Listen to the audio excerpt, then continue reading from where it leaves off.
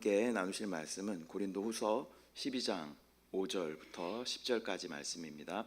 고린도후서 12장 5절부터 10절까지 말씀을 다 같이 한 목소리로 합독하겠습니다. 시작. 내가 이런 사람을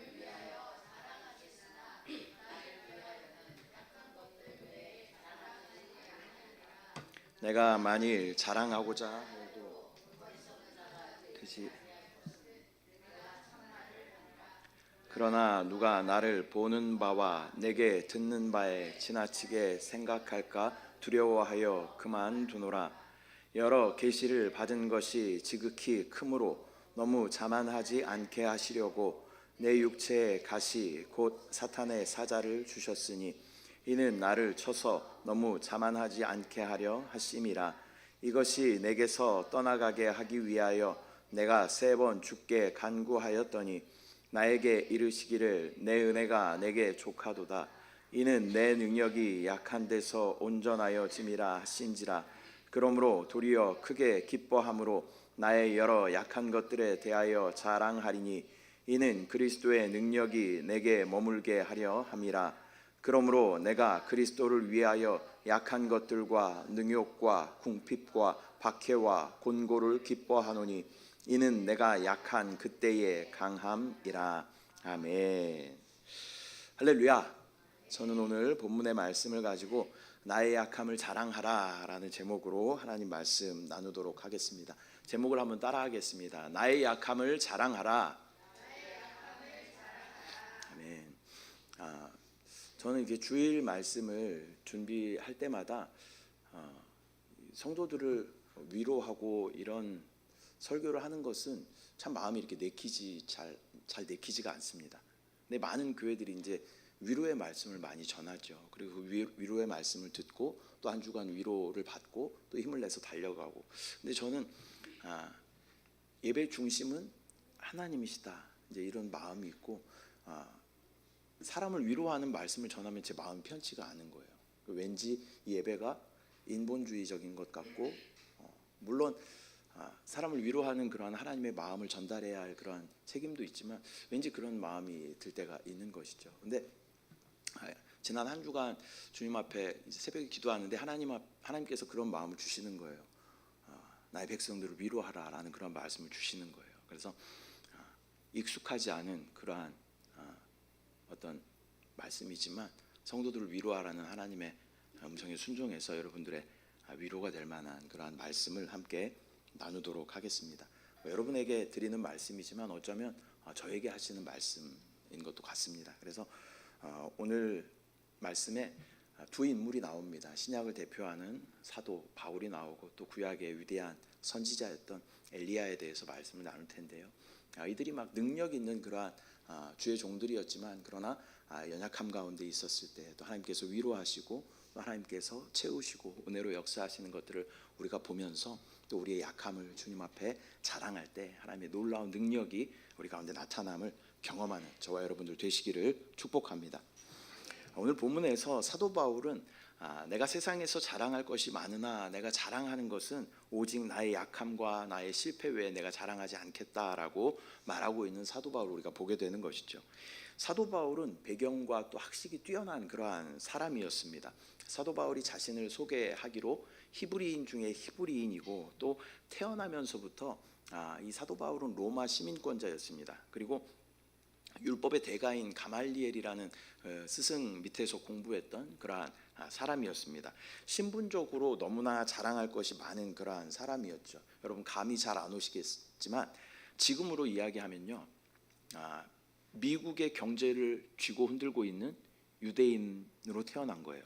그리고 미국 시민권을 가지고 있는 거예요. 우리나라 사람들 중에서도 미국 시민권을 가지려고 엄청 노력을 하잖아요. 근데 이게 쉽지 않잖아요. 미국 시민권을 가지고 있는 거죠. 미국도 세계에서 가장 좋은 대학이 지금 어딘지 잘 모르겠지만 하버드라고 치면 하버드를 나온 정도의 그런 정도의 어떤 스펙을 가지고 있었던 그러한 사람이 바로 사도 바울입니다. 또한 사도 바울은 회심한 후에도 영적으로 매우 탁월하게 하나님의 사역을 감당했던 능력의 사역자였습니다. 지금으로 말하면 선교사였고 또 수도 없이 많은 교회들을 개척하였으며 또 순회 선교사요 또 탁월한 책들을 기록한 저술가요, 또 많은 제자들을 양성한 스승이고 또 탁월한 신학자였습니다. 그런 사도 바울의 고백은 내가 나의 공로와 또 나의 업적들을 내가 자랑하지 않고 오직 내가 자랑할 수 있는 것은 나의 약함인데, 그 약함을 통하여 내가 더욱 성숙하고 뭐 예수 그리스도의 능력을 누리게 되며 나의 약함을 통하여 주님의 능력이, 강함이 나타나게 된다라고 고백하고 있는 것입니다. 우리는 우리의 입술로 나의 세상적인 것들을 자랑할 때가 많이 있죠. 내가 가지고 있는 것, 또 나의 스펙, 또 나의 능력, 나의 달란트, 이런 것들을 자랑할 때가 참 많이 있습니다. 그러나 나의 세상적인 것들을 자랑할 때 어찌 보면 하나님께서는 침묵하시고 계신다라는 것을 깨닫게 되는 것입니다. 이런 사도 바울에게 간절한 기도의 제목이 있었는데요, 그에게는 육체의 가시, 연약한 가시가 있었습니다.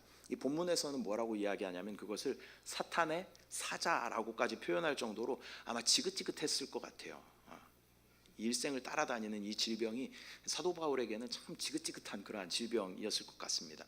이 질병에 대한 의견들은 분분합니다. 그래서 뭐 어떤 신학자들은 이 질병이 안질이었을 것이다, 눈의 질병이었을 것이다 라고 이야기합니다. 또 어떤 신학자들은 간질이었을 것이다 이야기하는 사람들도 있고, 뭐 사도 바울은 또 많은 지역을 이렇게 다니면서 선교를 했기 때문에 풍토병인 말라리아에 걸렸을 것이다 라고 이야기하는 사람도 있고, 막 극심한 편두통이었을 것이다 라고 이야기하는 사람들도 있습니다. 뭐 성경에 정확하게 나와 있지 않아서 어떤 질병인지 우리는 알 수 없어요. 그러나 이런 것들을 우리가 한번 유추해 본다 그러면 안질이라고 우리가 생각을 해보면 사도 바울은 늘 글을 읽고 또 글을 써야 됐던 그러한 사람이죠. 근데 안질이 있었다면 아마 이 사역에 굉장히 어려움이 있었을 거예요. 사도 바울의 서신서들을 보면 내가 친필로 너희에게 보낸다라고 이야기하는 것을 보면 아마 많은 부분은 대신 사도 바울이 말을 하고 대신 아마 기록을 해 주었을 것 같습니다. 그리고 내가 큰 글씨로 너희에게 써서 보낸다. 눈이 안 좋아서 아마 큰 글씨로 글씨를 크게 이렇게 쓸 수밖에 없었을 것 같은 그런 생각이 듭니다. 안질이었다 하더라도 아마 이 사역에 굉장히 어려움이 있었을 거예요. 또 간질, 여러분 간질하면 뭐가 생각나세요? 발작하는 거잖아요. 갑자기 막 쓰러지고 거품을 불고 발작하고, 물론 간질에 많은 어떤 뭐 증상들이 있겠지, 증세들이 있겠지만 뭐 갑자기 복음을 전하다가 갑자기 간질 증세가 나타나서 쓰러져서 막 거품을 문다 그러면 사람들이 이상하게 생각하고 그 복음의 능력도 많이 떨어질 거예요. 또한 뭐 극심한 두통, 뭐 별거겠어라고 이야기하지만 만성 두통을 앓고 있는 사람들은요, 이 괴로움을 말로 진짜 할 수가 없습니다. 막 머리를 찌르는 것 같은 그러한 고통과 또 예민해져 있죠. 날카로워져 있어요. 그리고 밤에 잠도 잘 못 자는 그러한 상태인 거죠. 뭐 안질이든 간질이든 뭐 말라리아로 인한 극심한 뭐 두통이었던 간에 아무튼 사도 바울의 사역에 있어서 굉장히 어려움들이 있었을 거예요. 그래서 이 육체의 가시, 뭐 심지어 사탄의 사자라고까지 말하는 이것을 위해서 사도 바울이 3번 간절히 기도했다라고 기록하고 있는 것이죠.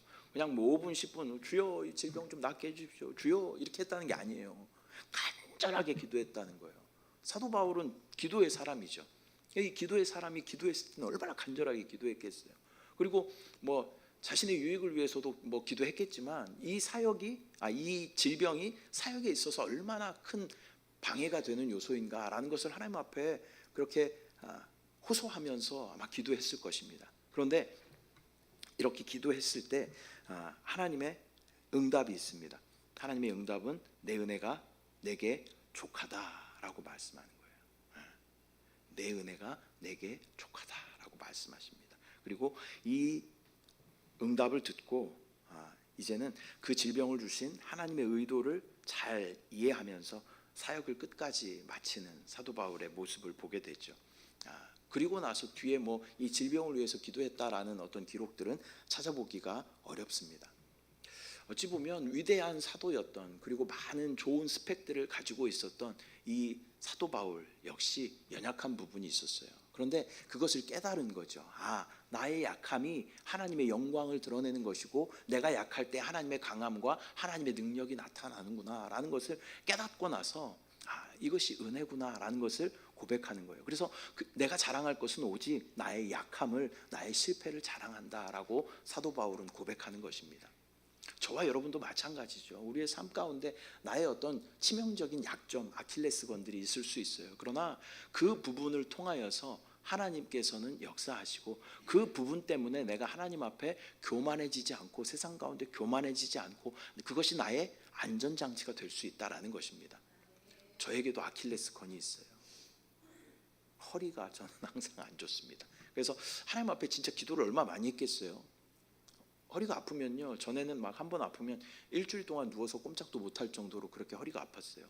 심지어 2, 3년 전에는 허리 이제 디스크가 터져가지고 이제 수술도 했었죠. 지금도 이렇게 뭐 상태가 썩 좋진 않은데 그냥 딱 사역할 만큼 하나님께서 허리를 안 아프게 이렇게 붙잡아주고 계셔요. 그래서 이것을 위해서 많이 기도하지만 이 사도 바울과 같이 그렇구나, 이것으로 하나님께서 나를 붙잡고 계시고 나의 교만함을 하나님께서 컨트롤하고 계시고, 또한 하나 유익이 더 있는데요. 성도들을 보면 요즘 이제 허리 아프신 분들이 되게 많잖아요. 그런 분들에 대한 정확한 이해와 정확한 공감과 그분을 위해서 정확하게 기도할 수 있어요. 어떠한 고통인지 알기 때문에. 다른 분들은 제가 잘 모르죠. 다른 질병은 제가 목 디스크 비슷해. 그런 분들 위해서는 제가 진짜 막 제가 아픈 것처럼 막 그렇게 기도하게 되더라고요. 그래서 하나님께서 그런 아픈 분들을 위로하라고 이렇게 내 허리를 이렇게 붙잡고 나를 이렇게 컨트롤하고 계시는구나라는 것을 깨닫게 되는 것이죠. 그래서 우리의 어떤 연약함이 있지만 그것을 통해서 나의 그 약함을 통하여서 하나님이 일하시고 하나님의 강함이 나타난다라는 것을 저와 여러분들은 꼭 기억하시길 바랍니다. 또한 구약에 보면요, 위대한 선지자였던 한 사람 중에 엘리야라는 그러한 인물이 있죠. 이 아까의 그 사도 바울의 그러한 모습을 우리가 기억하면서 이 엘리야, 이 능력의 사역자인 엘리야에 대해서 우리가 함께 살펴볼 텐데요. 열왕기상 19장 4절부터 8절까지 말씀 함께 합독합니다. 시작. 자기 자신은 광야로 들어가 하룻길쯤 가서 한 로뎀나무 아래에 앉아서 자기가 죽기를 원하여 이르되 야훼여 넉넉하오니 지금 내 생명을 거두시옵소서. 나는 내 조상들보다 낫지 못하니이다 하고 로뎀나무 아래에 누워 자더니 천사가 그를 어루만지며 그에게 이르되 일어나서 먹으라 하는지라. 본즉 머리맡에 숯불에 구운 떡과 한 병 물이 있더라.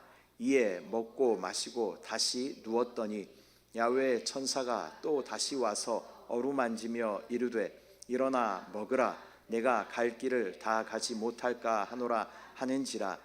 이에 일어나 먹고 마시고 그 음식물의 힘을 의지하여 40주 40야를 가서 하나님의 산 호렙에 이르니라. 아멘. 지금 우리가 함께 읽으신 이 본문의 말씀이 19장의 말씀인데요. 이 19장 바로 앞에 18장에 어떠한 말씀이 나와 있냐면요, 엘리야가 최고의 전성기를 누렸던 그러한 모습을 우리가 볼 수 있습니다. 이 갈멜산에서 바알의 선지자들 450명과 요즘 애들이 말하는 맞짱을 뜬 거예요. 영적 맞짱을 뜬 거예요. 그래서 이 전쟁의 형태는 어떻게 되냐면요, 각자 이 번제단을 만드는 거죠. 그리고 장작을 쌓아놓고 번제물을 그 위에 올려놔요. 그리고 자기 신한테 기도하는 거예요. 바알 믿는 이 제사장들은 바알에게 기도하는 거죠. 이 엘리야는 하나님 앞에 기도합니다. 그리고 먼저 하늘에서 불이 내려와서 이 제단을 사르고 제물을 사르는 그 측이 승리하게 되는 것입니다. 거의 목숨을 내놓고 하는 전쟁이에요. 근데 엘리야가요, 이 18장에 봤을 때는 얼마나 이 성령이 충만하고 막 이 믿음으로 충만했는지 이 제단에다가 물을 3번이나 부어요. 물을 3번이나 붓고 하나님께서 불을 내려주실 것이라는 강력한 믿음이 있었던 그러한 엘리야의 모습을 우리가 보게 되는 것입니다. 그리고 실제로 하나님의 불이 엘리야의 이 제단에 내려와서 이 제물들을 사르게 되고 이 영적 전쟁에서 엘리야가 승리하게 되는 것을 보게 됩니다. 그 승리한 엘리야는 이 바알의 선지자 450명을 데리고 기손 시내로 갑니다. 그리고 거기서 다 목을 다 베서 죽여요. 450명을 다 죽여요. 굉장히 잔인한 그러한 이야기 같지만요, 어찌 보면 영적인 관점으로 봤을 때는 하나님의 놀라운 능력, 하나님은요 우리의 상식을 초월하여 역사하시는 분이시죠.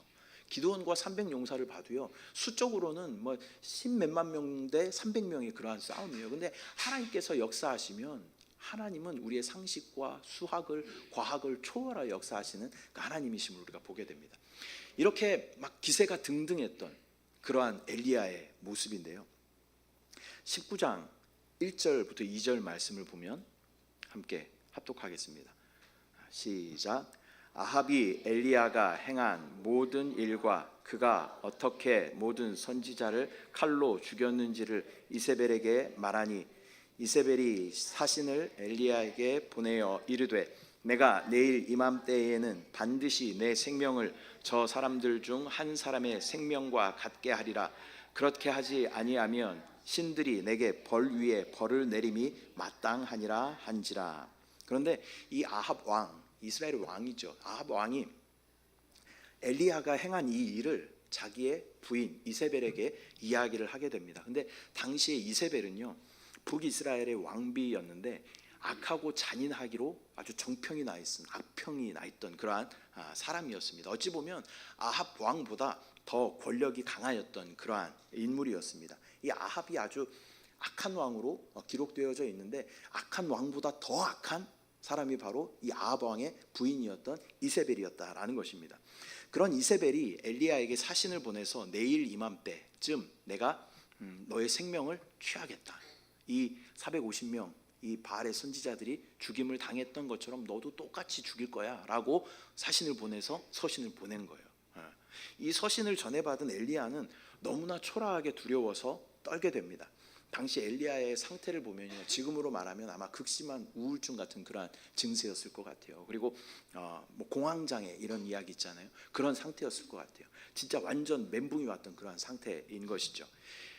엘리야의 마음 가운데 그런 마음이 있었을 것입니다. 이 바알 선지자들과 대결해서 승리하게 되면 이 이스라엘 백성들이 다시 주님 앞에 돌아와서 회개하고 다시 하나님을 따를 것이라는 어떤 그런 소망이 있었는지 모르겠어요. 그러나 오히려 더 악이 격동하여서 엘리야를 죽이고자 하는 그러한 반응 앞에서 어쩌면 어찌할 바를 모르고 두렵게 떨고 있는 그러한 엘리야의 모습을 우리가 보게 되는 것이죠.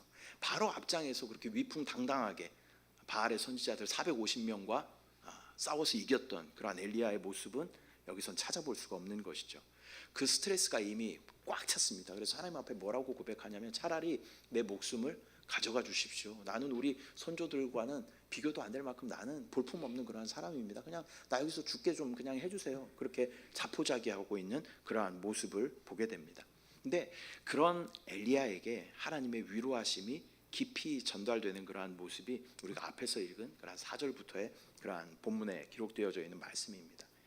하나님께서는 천사를 보내셔서 그를 어루만지면서 또 일어나 먹으라 라고 말씀하시면서 동일하게 2번이나 떡과 물을 공급해 주시는 그러한 하나님의 모습을 보게 되는 것이죠. 17장에 보면 엘리야를 하나님께서 부르셨을 때 이 시냇가에 앉아있는 엘리야에게 까마귀를 통해서 떡과 고기를 물어다 주시는 하나님의 모습을 우리가 보게 되는 것이죠. 마찬가지로 아마 그때를 생각나게 하셨을지 모르겠어요. 내가 너를 처음 불렀을 때를 다시 기억해라 라고 말씀하시면서 천사를 보내서 떡과 물을 공급하여 주시면서 일어나 힘을 내야 된다, 다시 일어나야 된다 라고 말씀하시는 그러한 모습을 우리가 볼 수 있는 것이죠. 마치 자녀가 뭐 시험에서 몇 번 떨어졌어, 아니면 뭐 회사를 다니다가 사직을 하게 된다거나, 아니면 또 어려운 일들, 또 뭐 헤어짐의 어려움들, 그런 어려움 가운데 집에 이렇게 있으면서 침대에 누워서 아무것도 하지 않고 그런 모습을 바라보는 어머니의 마음 같았을 거다라는 그런 생각이 들어요.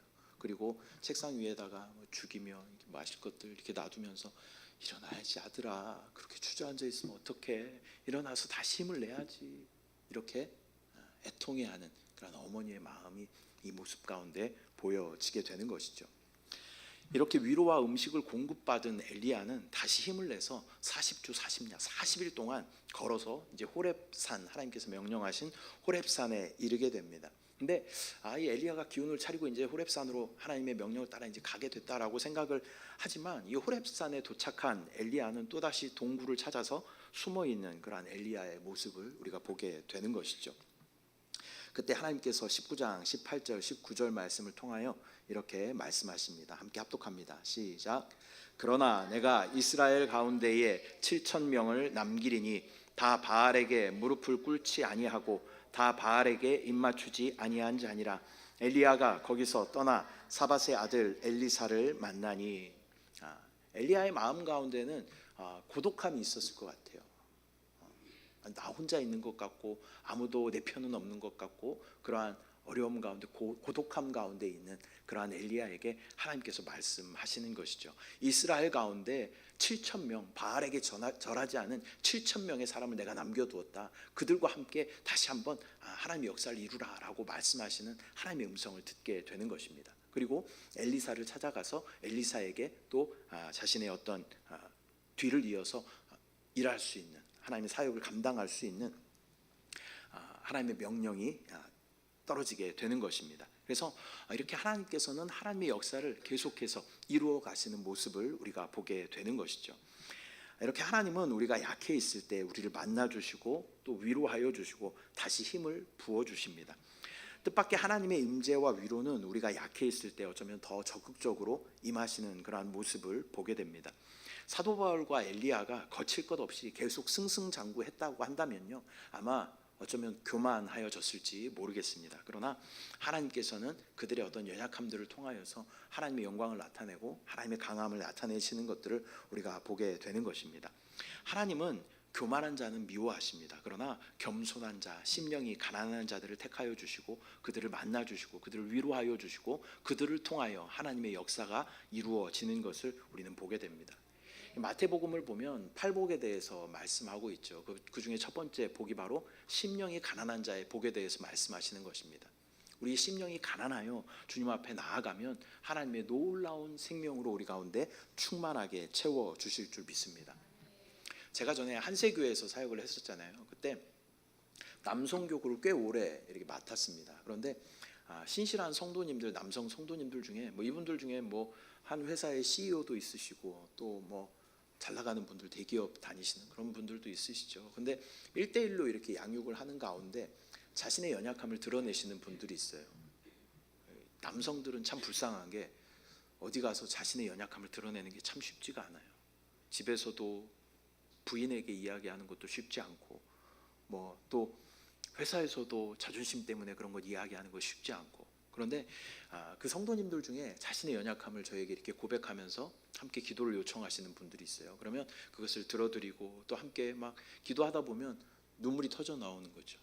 되게 이렇게 만약에 그 방에 CCTV가 있었다면 되게 좀 이상하고 웃기는 장면이 될 수 있을 것 같은데, 남자 둘이 이렇게 손을 붙잡고 눈물을 흘리면서 이렇게 기도하는 그런 장면들이 이렇게 펼쳐지는 거죠.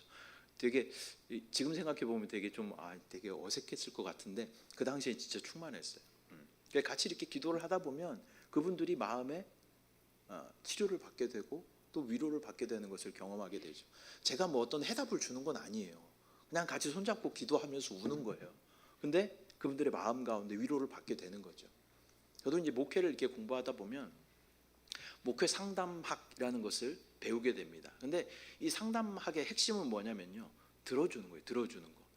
들어주다 보면 그 상대방이 말을 해낼 때 스스로 정리하게 되고 그 가운데 한 60-70%는 이 해답을 찾게 되고 정리가 되는 것이죠. 이렇게 남자들은요, 이게 자존심이 참 강하잖아요.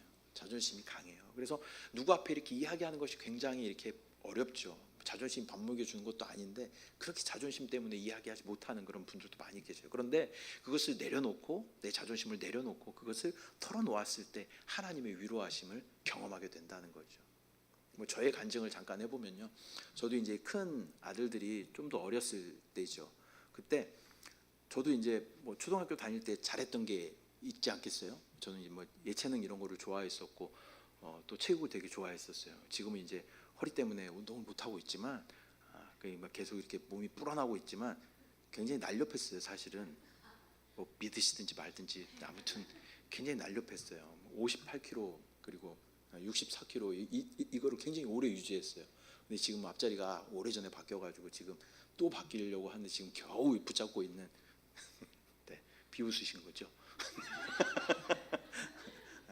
그런데 어렸을 때 제가 뭐 잘했던 것, 어렸을 때 뭐 초등학교 때 다 반장 부반장 하고 공부도 잘하고 뭐 보통 그렇게 놀라실 일인가요? 반장 부반장. 예. 그때 제가 학교에서 키가 제일 컸었어요. 예. 이런 얘기하면 아들들한테 얘기하면 별로 감흥이 없어요. 그럼 뭐 또 자기 자랑하나 보다 이제 그런 거죠. 근데 저희 연약한 모습들을 아이들한테 한번 얘기를 해준 적이 있어요. 아빠가 초등학교 5학년 때 깡패를 만나가지고 산으로 끌려가가지고 막 옷을 다 뺏기고 신발을 뺏기고 막 이런 이야기들을 하면요, 애들이 막 눈이 동그래져가지고 이렇게 쳐다봐요. 그리고 야, 아빠 문방구에서 깡패 만나가지고 깡패한테 돈 뜯기고 막 이런 얘기하면 애들이 막 굉장히 막 즐거워하면서 들어요. 그래서 이런 이야기를 제가 하면서 애들의 반응을 보면서 느꼈던 게, 나의 잘난 것들을 막 이야기했을 때는 애들이 시큰둥한데 나의 연약함들을 애들한테 이야기했을 때 공감해주고, 아빠도 연약한 사람이구나, 이렇게 이해해주고 하는 그런 모습들을 보게 되는 거죠. 또 저와 이제 저의 아버지의 관계도 그래요. 저희 아버지와의 관계가 뭐 대부분 그렇겠지만 아버지들과의 관계가 그렇게 썩 좋지 않죠. 저희 나이 때에는 더 특별히 그래요.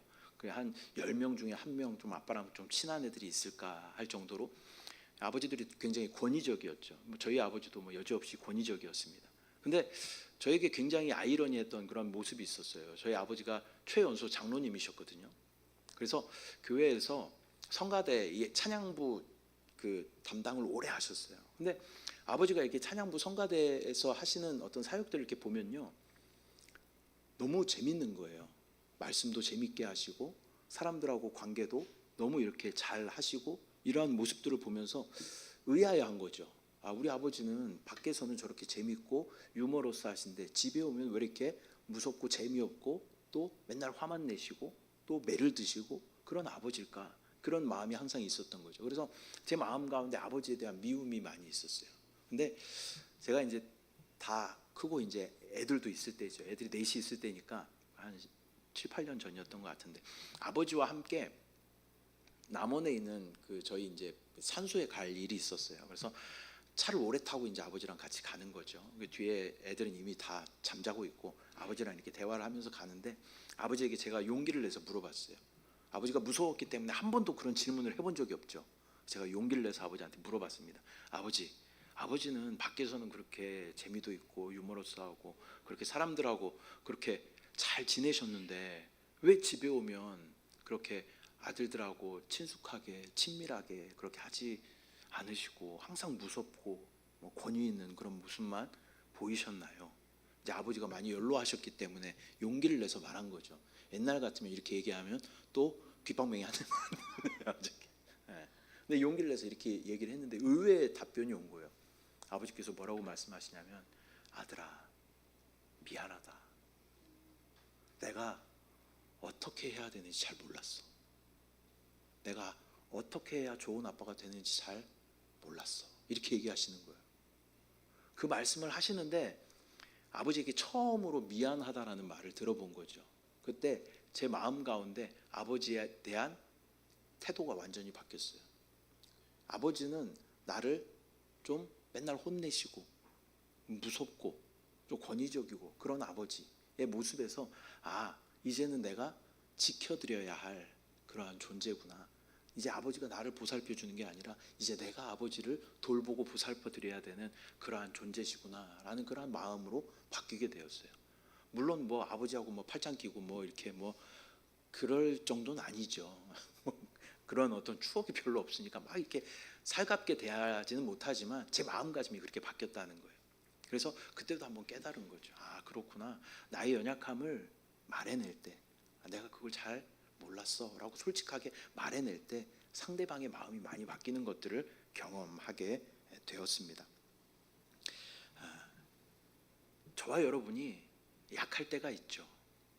연약함들이 있어요. 그러나 그것들을 우리가 주님 앞에 솔직하게 고백하면요, 하나님께서는 그 고백 위에 하나님의 은혜로 채워 주시는 줄 믿습니다. 저와 여러분을 주님 앞에 내어드리며, 또 우리가 주님 앞에 약하면 약하다고, 내가 지금 절망 가운데 있으면 주님, 내가 절망 가운데 있습니다 라고 솔직하게 주님 앞에 나아가면요, 우리 하나님 절대 우리를 내치시거나 버리지 않으셔요. 야, 너는 이제 배터리가 다 됐구나. 너는 이제 아웃. 이렇게 하지 않으신다는 거예요. 하나님께서 우리 가운데 위로하여 주시어 까마귀를 보내주시든지 천사를 보내주시든지 우리 가운데 위로하시면서 아들아 다시 한번 힘내. 일어나야지. 아들아 다시 한번 힘내. 내가 너와 함께하고 있어. 다시 일어나 보자 라고 우리 하나님께서 우리 가운데 말씀하여 주신다라는 것입니다. 말씀 맺도록 하겠습니다. 오늘은 성경의 신구약의 대단한 대표적인 그러한 주의 종들의 연약한 모습을 우리가 함께 살펴보았습니다. 이 큰 사도였던 사도 바울은 나의 약함을 자랑한다라고 고백하고 있습니다. 오히려 내가 약해 있을 때 하나님의 강함이 우리 가운데 드러나고 또 내가 완전해짐을 깨닫는다라고 사도 바울은 고백하고 있습니다. 또 엘리야의 모습 우리가 살펴봤죠. 이 이세벨이라는 양녀의 협박 앞에서 두려움에 떨고 로뎀나무에 진짜 쭈그려 있는, 진짜 쭈그리에 완전 그렇게 막 영적 전쟁 가운데 승리했던 그 사람의 모습은 찾아볼 수가 없어요. 로뎀나무 아래서 주여 나 진짜 죽겠습니다. 그냥 나 죽여주십시오. 그러고 있는 엘리야에게 하나님께서 찾아와 주시고 천사를 보내시고 또 떡과 물을 공급하여 주시면서 힘내라. 내가 너와 사명을 다 감당하지 못할까 내가 걱정된다. 다시 한번 힘을 내라 라고 말씀하시는 그 하나님을 엘리야는 만나게 되는 것입니다. 여러분, 저와 여러분의 끝에 이르렀을 때 비로소 하나님께서는 일하기 시작합니다. 우리가 잘 나가고 또 내가 교만하고 뭐 나의 힘을 믿고 나의 어떤 가진 것을 믿을 때는요, 어쩌면 하나님은요 잠자코 계셔요. 그러나 우리 연약함을 하나님 앞에 인정하고, 주님 내가 연약해 있습니다. 내가 지금 힘이 없습니다. 주여 나를 도와주시옵소서. 그렇게 우리가 주님 앞에 고백하며 나아갈 때 하나님의 놀라운 위로하심과 은혜가 저와 여러분 가운데 넘치도록 부어질 줄 믿습니다. 많은 사람들이 자신의 것을 자랑합니다. 내가 가지고 있는 재력을 자랑하기도 하고, 내가 가지고 있는 능력, 또 인맥을 자랑하기도 하고, 또 내가 가지고 있는 어떤 스펙들을 자랑합니다. 그런데요, 그런 사람들 여러분 부러워할 것이 아니라요, 여러분들은 은혜의 사람이 되는 것을 부러워해야 할 줄 믿습니다. 이 모든 것을 넉넉하게 이길 수 있는 사람은 바로 은혜의 사람이에요. 돈이 많은 사람보다 은혜가 있는 사람이 되면 여러분 승리할 수 있습니다. 능력이 많은 사람보다 은혜가 있는 사람이 되면요 승리할 수 있어요.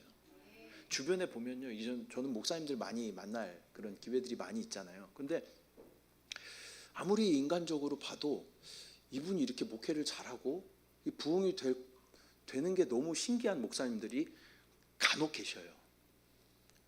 말도 잘 못하시고, 그리고 뭐 재미도 별로 없으시고, 뭐 얼굴도 그렇게 호감형도 아니고, 그런데 막 부흥이 되는 목사님들이 있어요. 그런 분들은 뭐가 있는 걸까요? 은혜가 있는 거. 그래서 저도요 기도할 때마다 빼놓지 않고 하는 기도가, 주여 은혜로 주의 은혜를 채워 주시옵소서. 주의 은혜 사람 되기를 원합니다. 그래서 하나님께서 좀 들어주시는 것 같아요. 뭐 교회가 막 부흥이 되지는 않았지만 여러분, 개척교회 중에 그래도 이만큼 크게 성전을 가지고 있는 목사님 별로 없어요. 그리고 개척교회 중에 주차장이 이렇게 큰 교회가 별로 없어. 물론 3층까지 왔다 갔다 하시느라고 우리 김성희 집사님 엘리베이터 설치해달라고 계속 그러는데 내 건물이 아니어가지고 조금 엘리베이터 있는 건물을 사도록 우리가 함께 기도합시다. 그래서 하나님께서 좀 들어주시는 것 같아요. 그리고 또 개척교회의 가장 큰 문제가 뭐예요? 재정의 문제. 그리고 우리 교회는요, 진짜 하나님의 놀라운 은혜로 재정이 그렇게 생각보다 어렵지 않고, 또 이 상황 가운데 또 사례비도 받아요. 그래서 지방에 가서 얘기를 했더니 사례비 받으면 괜찮은 거야 그러시더라고요, 목사님. 그러니까 사례비도 받지 못하는 목사님들이 그렇게 많으신 거예요. 그래서 하나님께서 그래도 은혜를 주시는구나라는 그런 생각이 들어요. 그래서 저와 여러분이 기도해야 될 것은 나의 약함을 하나님 앞에 정확하게 고백하는 거예요. 시인하는 거예요. 그리고 하나님의 은혜로 채워주시옵소서. 그렇게 우리가 기도하면 우리의 빈 마음 가운데 하나님의 넘치는 은혜로 충만하게 채워주실 줄 믿습니다. 이 시간 우리가 함께 기도할 텐데요, 그래서 오늘 찬양이 다 그런 찬양이에요. 오늘 찬양들을 잘 보시면 다 그런 내용들이에요. 그래서 우리 약할 때 강함 되시네, 이 찬양을 우리가 함께 하고 함께 하나님 앞에 기도하는 그런 시간 되시길 축복합니다. 여러분의 오늘 기도하실 때는 여러분의 약함을 하나님 앞에 낱낱이 다 구하십시오. 그러면 하나님의 놀라운 위로하심과 하나님의 역사하심을 경험하게 될 줄 믿습니다. 함께 찬양하겠습니다.